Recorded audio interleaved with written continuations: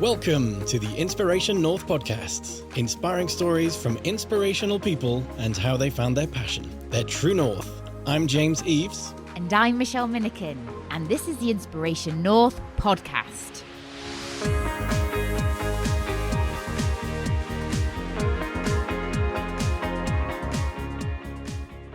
Today's episode, you don't have to be rich to be happy, with Wajeeha Husain. We talk about putting pressure and boundaries on ourselves, dealing with criticism and learning from feedback, and how she sold her first bar of chocolate on national television. Having worked in the automotive industry for 8 years after gaining a computer science degree at Northumbria University, Wajeeha didn't feel happy. Her passion for food, combined with the challenges of eating chocolate daily and having a high risk of developing diabetes, drove her to quit her job to follow her dream. She started Chocolateeha with a mission to create chocolate that can be enjoyed every day without all of the calories. Having just passed the 2-year mark, she feels proud to have been on BBC Two, converted hundreds of people to dark chocolate, and moved into a commercial kitchen with the dreams of doing so much more. So, Wajeeha, did you know what you wanted to be when you grew up? So I think for me, as long as I can remember, I had this image of wanting to be successful. No matter what it was somebody who was powerful. Success for me was to be rich, famous, somebody who made a change in the world. And I think probably at a very young age, the only thing I saw as successful was to be a doctor. If it wasn't a doctor, it was an engineer, it was a lawyer, or probably just somebody who was very rich. And for a little girl that was 11 years old, having all these thoughts in her head, how do I be this person? How do I get there? And my experience was limited, and sort of being in a family of doctors who looked very, very successful, who looked very rich. I thought, well, this is what I need to do. You don't really have a lot of exposure when you're 11 years old. You don't know how to be rich, successful, but it's what I wanted to be. And that's what I set out to be. And all I could think of was, for me to be a doctor, to be a consultant, to be the head of a department, and just to be really rich. And there was a lot of other elements to that as well. It wasn't just obviously about money. I think the biggest thing that I wanted to do was make a change. It sounds really cheesy, but I wanted to make an impact. It does. Sounds like a Michael Jackson song. Yeah. I'm kidding. But it's very noble for an 11-year-old. Yeah, and I don't know where that came from, but I think it's sort of been a part of the Asian community. It was just you wanted to do something, you wanted to sort of leave your mark, and that was hand in hand with being rich and famous and successful. So I thought, okay, well, I've got to be a doctor. That's the way to do it. And throughout my sort of school years, I took sciences. For my A-levels, I took sciences, took maths. And I wasn't very good at it. But I thought, do you know what? I've got to do this. I've got to keep trying. And when I was doing my A-levels, I just didn't enjoy science. I was good at chemistry, but I just wasn't good at biology. And I just thought, there's something wrong here. I can't do this. I can't be a doctor if I don't like biology. But there was just something in me that kept saying, you've just got to keep trying, you've just got to keep doing it. So I took sciences for my A-levels, didn't get the grades I needed to do medicine, and then realised, okay, what's next? And again, you're 17, 18 years old, and you've taken sciences for your A-levels. Where do you go from there? I think nowadays a lot of kids have more exposure of sort of things that they can do. I sound really old when I say this, but like back in the day, there was limited things that you could do. It's true. And being rich, famous, successful, you still had those sort of lines of, going into engineering and all that kind of stuff. Around that time, computer science was, the next best thing, programming and getting into software engineering. I decided to do computer science at uni, and I took that on, and I loved every minute of that degree.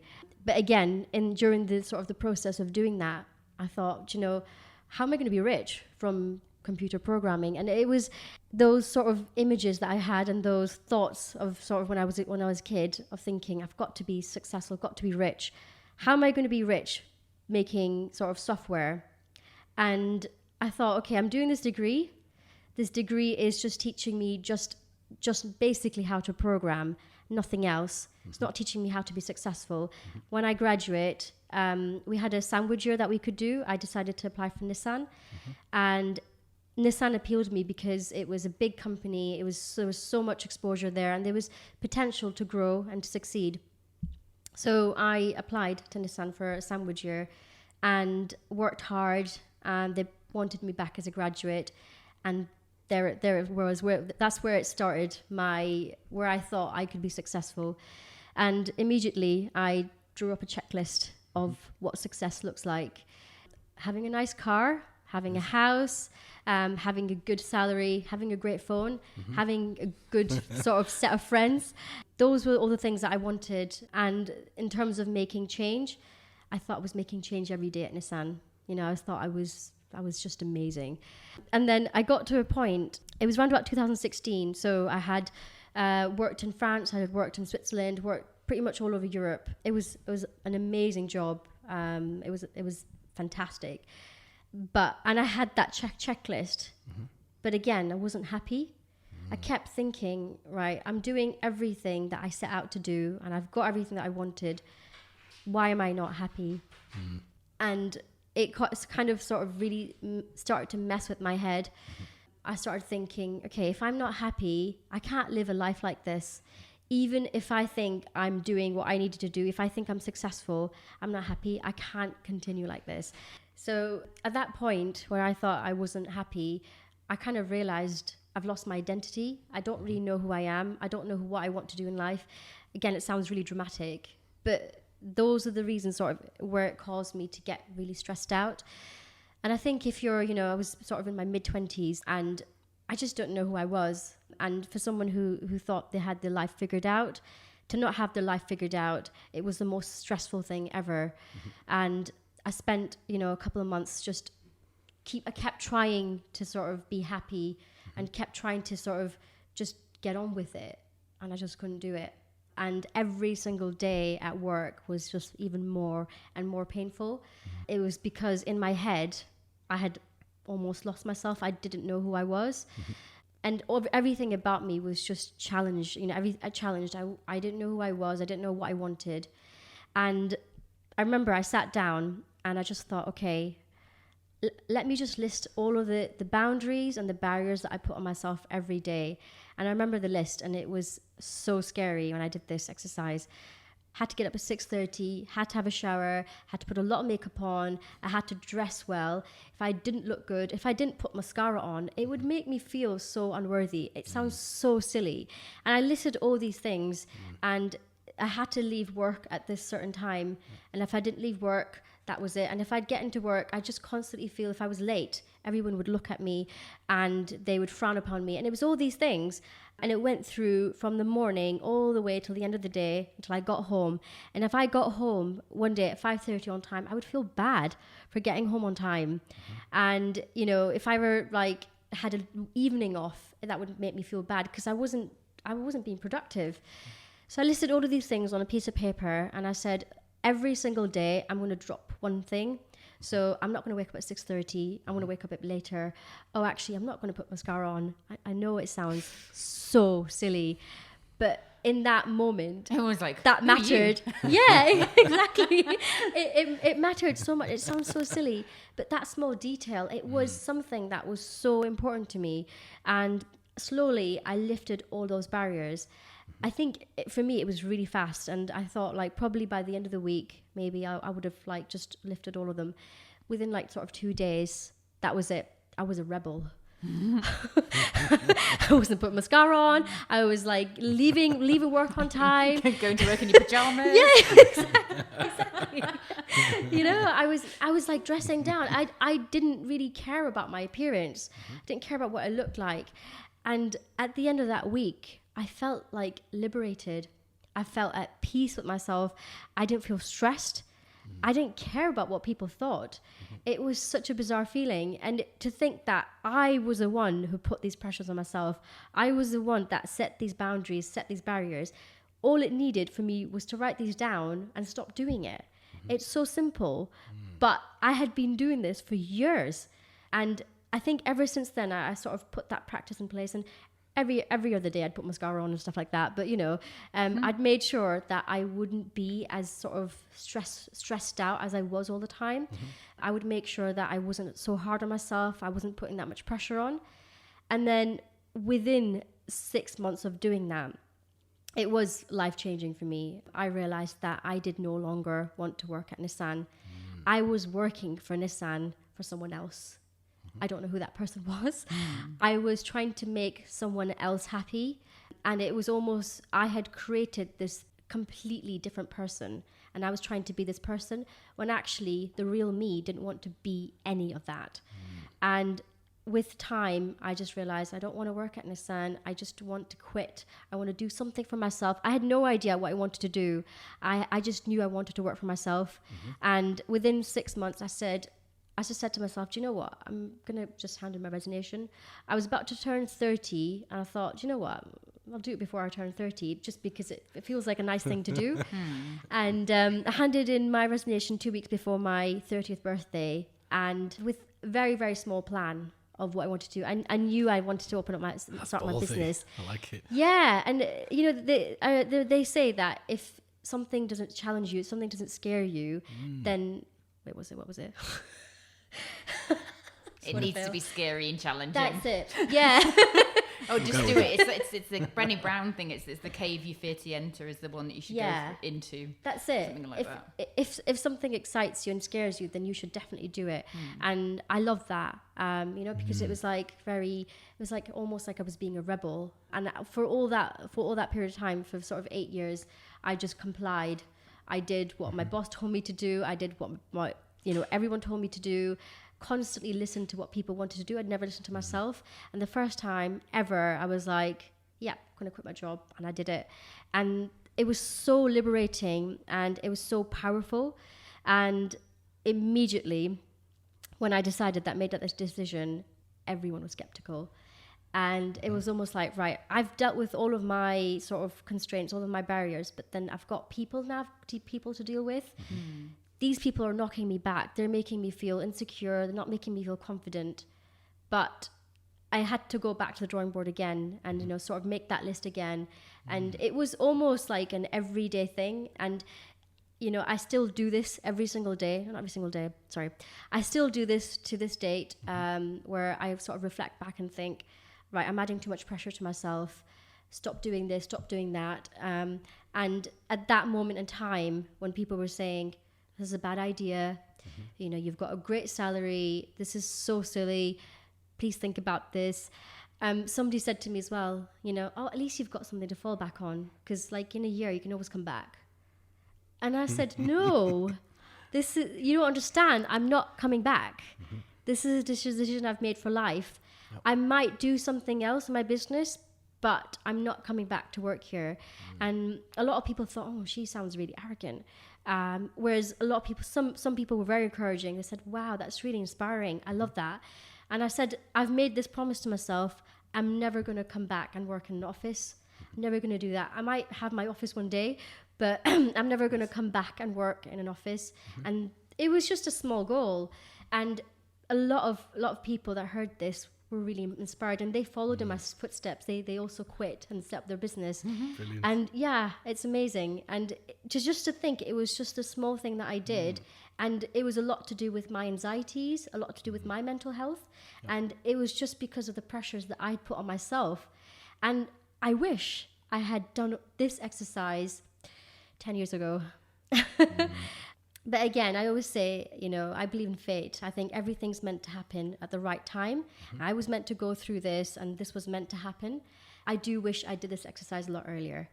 Anyway, once I'd made that decision, I sort of went back and thought, okay, well, what am I going to do? And this was the most exciting bit. I was like, I can do anything I want. And, I don't have any limits, and I don't care what people are going to think about me. And I sort of thought back to my childhood. I thought, well, what do I enjoy the most? What do I like the most?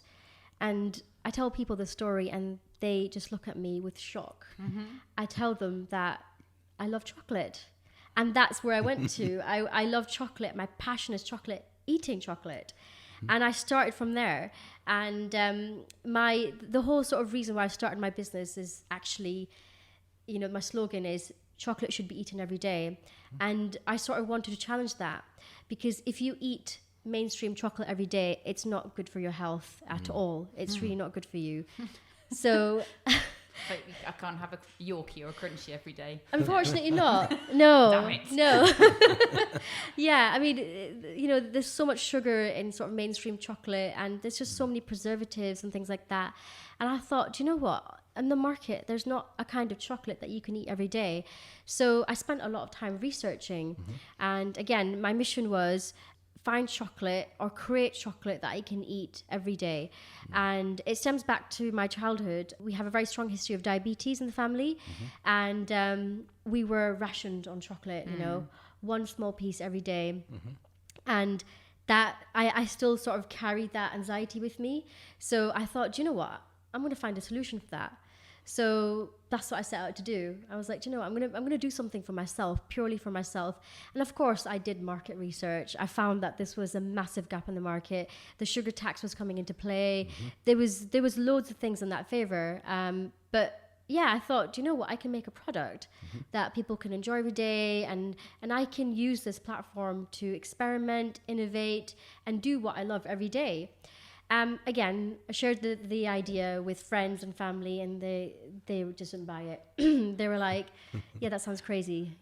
Chocolate is so competitive. Why would you do that? It sounds really silly. You need a lot of money for that. Have you saved enough money? Where are you going to live? All these kind of barriers. And I said to them, I don't know. I really don't know, but I'm going to think about it. And again, I spent, I think, probably about 6 to 9 months researching. Spent a lot of time researching, and a lot of people, you see a lot of successful entrepreneurs, and they're all about overnight success. And yes. I had seen that as well. And again, my business, even to this date, it's not been created to be rich. I've not created it to be a millionaire. I've created it purely for my joy and happiness. And that is my mission. Eat chocolate every day and be happy. It's like that. So and you effectively changed the success list. Exactly. It's no longer about X amount of money or where I live, or it's if I can get up every day, I can put mascara on if I want or not. But if I'm going in and creating products that are making not just me happy, but my customers happy. That's it. Tick. Yeah, and it also seems a little bit more genuine as well, and that's something that I realized when I started going out doing events.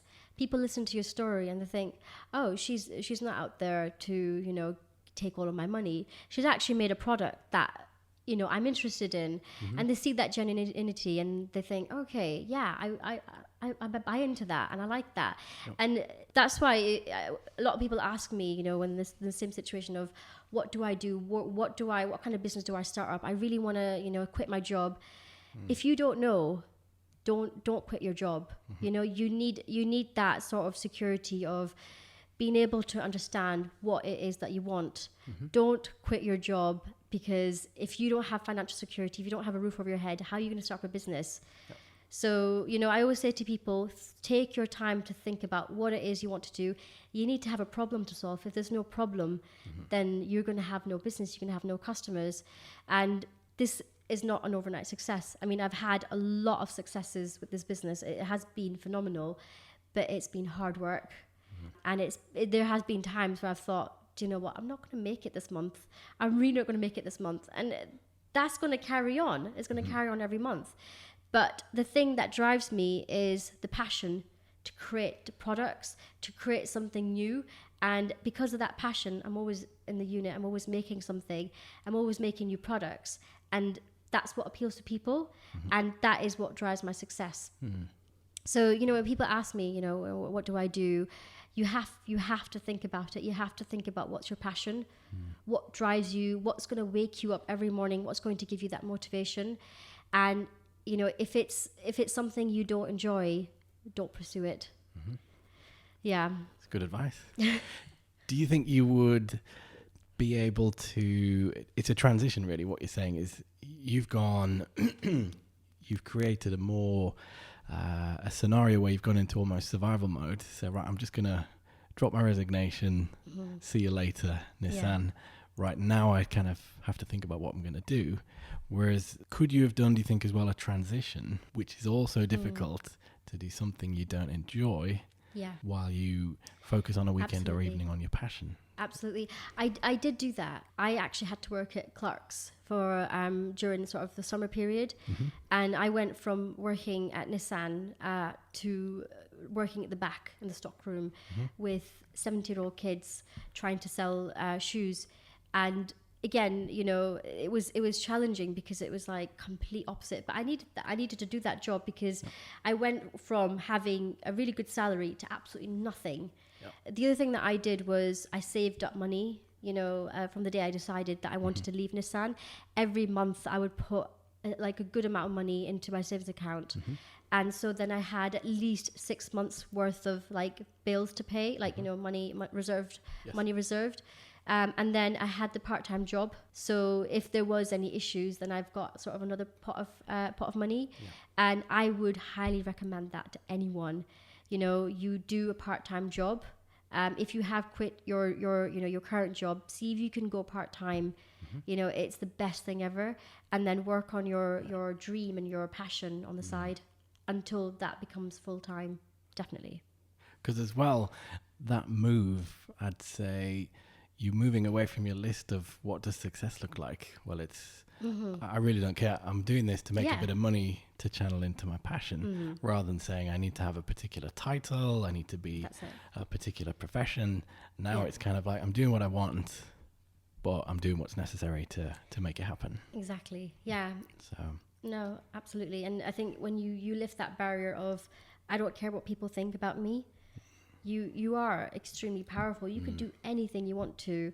And that's why I was able to work in Clark's for that summer period and not let it affect me as a person. It didn't affect my confidence. And I thought, the only thing I thought is that I'm getting this money to fuel my passion. And one day I won't have to work here anymore. And that was what my dream was. So useful too, though, because you learnt to sell stuff. Yes, I did. Yeah, that was interesting. I've never worked on the shop floor before. No. And I learned so much, honestly, from kids, from parents, and everything that I learned from sort of selling shoes, I could apply back into chocolate. So that was extremely useful. Yeah. that's great. Yeah. And I was thinking as well, you know, your chemistry A-level, you're using that now as well, aren't you? I am. It's all, Yes. you know, you look backwards, it all makes sense, doesn't it? It does, yeah. And that's sort of what I say is, you know, like, I don't have any regrets with anything. Everything that I've done, I feel it's brought me closer to sort of my dream. Even the difficult times that I had where I didn't know who I was, if I didn't go to rock bottom, if I didn't feel so stressed out, I wouldn't be here now. And you know, a lot of people ask me, you know, I'm so stressed out right now, this is the worst I've ever felt. And I'm like, that's good. That's because it's not, one, it can't get any worse, and secondly, this is what's going to fuel you to become better.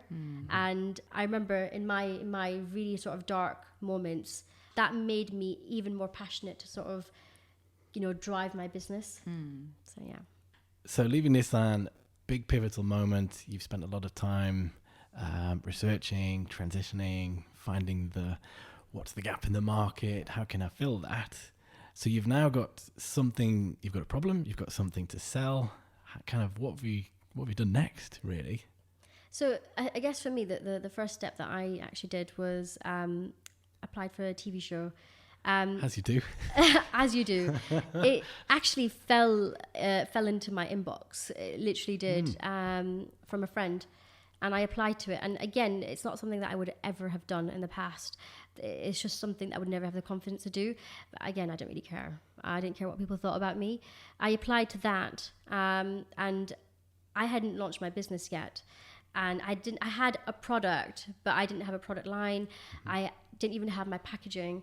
And I just applied and somehow got through, ended up actually selling my first bar of chocolate on national television. And that was incredible. Honestly, that moment was just amazing. And again, you know, having very limited experience of selling my own chocolates and having to do that on television, that kind of pressure is exactly what I actually needed. And that moment was just amazing. From there on, you know, things just went better and better. After we did the filming of the show, it didn't air for about a year. So I was still like a brand new business with absolutely no exposure. The first few things that I had to do was actually get my product out there, you know, when it started going to markets. The one thing that I realized actually was the Northeast wasn't ready for my chocolate. The Northeast wanted Cadbury's. But do you know what? With time, with, you know, bringing my products out there, educating them, telling them about all the risks of having too much sugar, I slowly started bringing people sort of closer to my product. But I do have to say the TV appearance gave me such a massive boost. My product was sold all around the UK. That entire program brought me 10 grand worth of sales in just a week. It was phenomenal. And I have never experienced any volume like that. It was incredible. And I had people from sort of all over the country sort of saying, oh, you know, this is amazing. Chocolate you can eat every day. It's just incredible. And then I also had a lot of negativity as well. And again, that happens to sort of everyone. You don't get all of the sort of the good comments. A lot of people didn't like the taste of the chocolate. And naturally, you would take everything personally. And I did that. I'm extremely emotional. I'm extremely passionate. I work really hard. When somebody tells me they don't like this, they don't like the taste of the chocolate, I take it personally. And I had to get over this sort of fear and this sort of anxiety of being criticized. And people tend to ask me, you know, how do you deal with criticism? Honestly, very badly, very badly. For the first sort of hour of receiving criticism, my world comes crashing down. And, you know, and I've got so much better at it. But it is true. I spent so many hours making this recipe and so many days perfecting it. It hurts. And once I've sort of got out of my little like dark area, I sort of come out of it and think, okay, actually, they're telling me something nice, you know. There are some people that are truly horrible people, you know. They'll say things and they will say it because they're jealous and they want to hurt you. And you learn to sort of understand the difference between someone who's horrible and someone who genuinely wants to help you.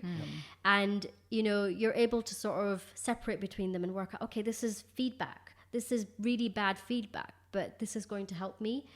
And with time and with actually listening to criticism, I've only been able to perfect recipes.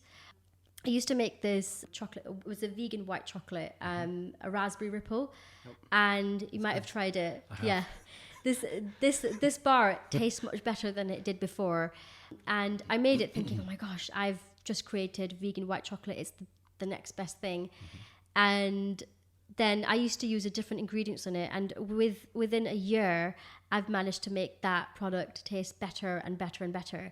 But I still get emails from people. They're like, "Oh, you know, it'd be nice to have more more raspberries in. Could you blend the raspberries? Could you change the color of the bar?" So, you know, people are still giving feedback, and it's sort of learning to listen to something that's actually valuable. And I have done that. I've been able to learn sort of some things that people are saying. You sort of tend to get a lot of themes sort of in feedback, and you're able to pick them up.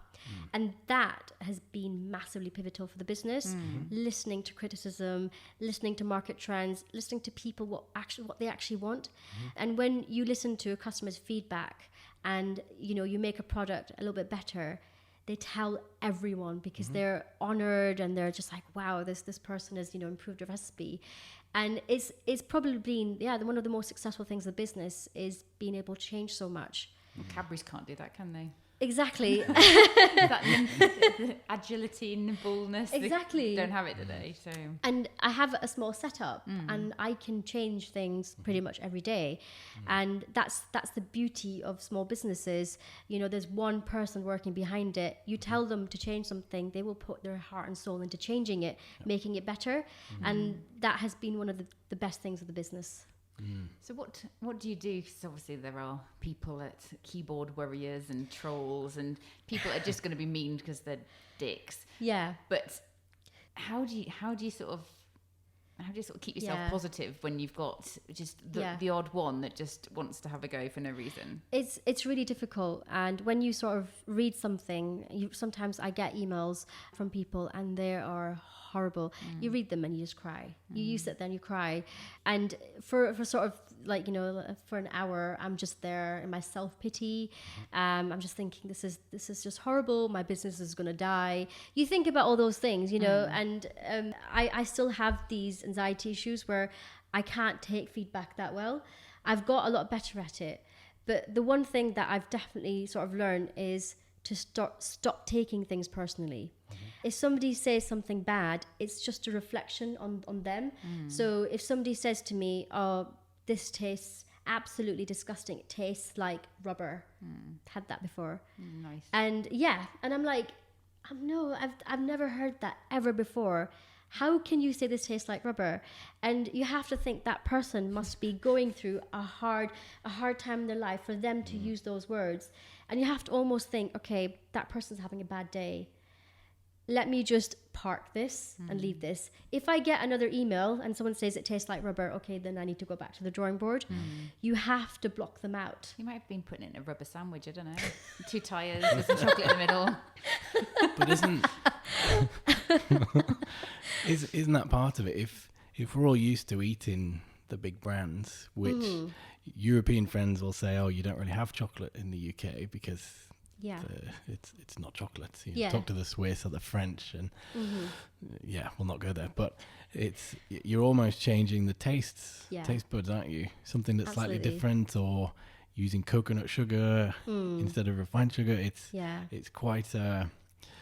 I know the reason I laughed earlier when you asked if I'd had raspberry ripple is Michelle was giving me the evil eye because I got an order, my first order, but sort of my mom and my sister and I were doing the sort of product testing initially just to make sure it was very nice before I brought it over for my colleagues. And you didn't bring it over. I forgot to bring it over, so it's all gone. So I'm gonna have to buy some more. It's a sore subject. Sophie and I are can be described as miffed. So there's Byron and not share it with him. Not your fault. It's him. So You'd think you had good colleagues, but turns out no. So I'll put in another order and we can share some. No, I'll just buy my own. But because of that change of we're not going to use whether it's vegan chocolate, whether it's coconut sugar, whether it's something slightly different, it is a different taste. And I think you've got to get used to that. But the feedback is, I kind of always used to say, all the experience I've had in sales was people always used to give me the screaming customers because I could talk them down. But it's always, I like screaming customers or negative feedback because they still at least care enough to send you an email. Absolutely. It's the ones who've gone off to your competitor that you don't know about. Absolutely. So someone who's like, there was research, I think, about loyalty. I'm going off on a tangent here, but it was to do with Ford, where customer retention was higher if someone had had an issue and you'd resolved it than if they'd never had an issue. That's it. So if you listen to the market, you've changed something, people are like, wow, they've actually listened. A company's listened to my opinion. And you say, oh, Margaret helped me change this. And Margaret's like chuffed a bit. Exactly. No, and I love that sort of personal element of small businesses, that you are able to make all these changes. And it is, when somebody sends you a horrible, horrible email, you have to understand at the back of all of this, there is an intention there, intention to actually, a good intention to actually give you some advice and make you feel better. You have to block through all of that, and it takes a while for me to get there, but I do eventually get there. And a lot of people say, like, how do you do it? Is there a solution? No, everybody has their own ways of dealing with criticism. I just say, if you've had bad feedback, listen to it. Just listen to it. Just try and block out all that negativity and go back to that customer. Build a rapport with them, because you could become best friends with them, and they could help you with your business. So yeah, I agree. When I worked in recruitment in a big construction company, I used to say to my team, if you get a snotty email, ring them. Always ring them. Yeah. Because it's you know, you might be perceiving the email as being snotty and the person's just direct. Yeah. Actually, when I write emails, I literally, I ask the question and then I fluffy it up. Just Me too. I do this. So it's like, was this email seeming to... So I hate email communication. Me It's too. the worst because you can take it badly and it maybe not meant that way. Yeah. So. No, absolutely. I mean, I tend to be extremely direct in emails, and my husband has to read them and add softness into it. That's what James is here for. Can you make this email sound like I'm not saying F you? Exactly. I can do that. Yeah, I was just trying to say no. No, we can't do that. Yeah. I was just thinking before we get to some of the questions, you talked about wanting to be a doctor, and the way my weird brain works is, in some ways, you've become a doctor because you're using chemistry and science to create something that you're not prescribing this to people, but you're effectively giving. It's not a pill, is it? But it's you're giving someone that's a product that's packaged, which will help them feel good, feel better. Yeah. Which is effectively what a doctor is doing. Yeah. In some respects. Absolutely. I do think I make people feel better by giving them chocolate. So, yeah. The doctor of Santa confectionery. Claus. Chocolate doctor. So it's just one of my random thoughts for the podcast. Are we leaving that one in? Yep, that's staying. Excellent. Doctor of confectionery. So you had some questions from your fan base. You put a post out. So I'm looking through the list and I realised that we've kind of covered most of these. So if you'd asked about how do you break out of a stressful job, a stressful situation, we've looked at that in the section about getting through and leaving Nissan. We looked at how you deal with criticism as a business or as a business owner. So really the one that we're lacking is how do you tackle that fear of being alone in business when you're just setting out? Yeah, I think that's quite an important one, because when you're running your own business, it is literally you've got to deal with that criticism, you've got to deal with all of the problems that come in. And me being me, I love being around people. I really don't like working by myself. And that's the first thing that I had to sort of deal with. The first initial thing that I did was join lots of networking groups. You know, when I was here in the Northeast, I joined NatWest. That was amazing. I met so many friends through there, and I'm still friends with them. Going to networking events, and you need a network of people that are going through the same thing that you're going through. And as harsh as it sounds, people that are in full-time employment, that are working for, you know, a company, they can understand your you know, the things that you go through on a daily basis, or at least that's what I found. You know, they just say, oh, why don't you do this? Oh, why do you do that? You can't do that, you know. And until you don't have friends that are in the same position as you are, starting out, you know, absolutely new business and struggling, you need to constantly talk to each other. So, you know, having those networking groups, making friends that are similar. And I think in everyday life, just listening to sort of podcasts whilst I'm working, having that sort of voice, like someone's there, you've got that positive energy. That's how I work. And family is the biggest thing, I think. You know, in the first year, I was running the business from my garage, you know, my parents' garage. And every day there was a small little problem. I'd be like, well, what do I do about this? And we'd have a little meeting and we'll solve it together. And it was so nice. You need that network. I think it's very, very difficult if you're going to start a business all by yourself, or if you're alone. There is so much out there in terms of resources, help. Even the council provides so much. You just need to ask for help and reach out and use it. I would say if you're running a business by yourself and you're all alone, it's going to get quite scary out there. You need that support from family and friends. Yep. Yeah. I found it interesting because I've set up 2 businesses, one on my own and one with this one with James. And gosh, it's so much more fun doing it with somebody else than doing it on your own. Yeah. Even though the other business is the one that makes money, but still. Just do this stuff because it's fun. Yeah. But no, it's such a different process. Yeah, definitely. I think because when you have someone else to bounce ideas off of, and now that, you know, I'm now living in Bristol and I'm living with my husband as well now. Every single day I'm making a new flavour and he gets to eat it. Oh, wow. He gets to What a lucky taste guy. it.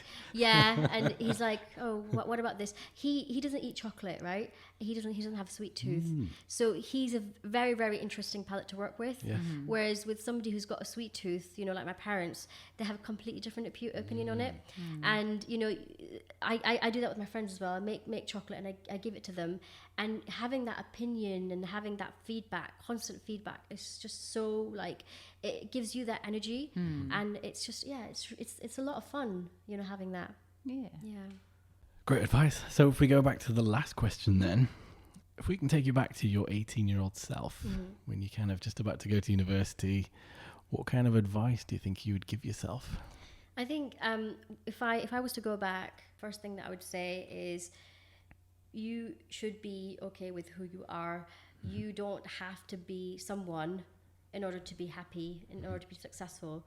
If I could go back and be 18, I would not go to university. And I know university has this slightly controversial. University has been amazing for me. It's taught me so much. I've made a lot of friends. I would spend those years just like doing something else, like, I don't know, working in a bakery or working somewhere else, exploring things, traveling. The one thing that I didn't get to do so much when I was younger is explore what I wanted to do, you know, explore my passion. I was almost put into boxes. I put myself into boxes straight away, you know, A-levels, degree, job. If I had gone traveling for a year, I would have experienced the world. I would have seen so much. And I wish I could go back and do that. But I would tell myself, just, you're okay the way you are. You don't have to be someone to be happy. You don't have to be rich, successful, famous to be happy. You could be yourself and be happy. That's good advice. It always makes me laugh. I think it was one Michelle told me about being rich doesn't make you happy, but I'd rather sit and cry in a Mercedes Benz. I love that. And on a bike. I do love that.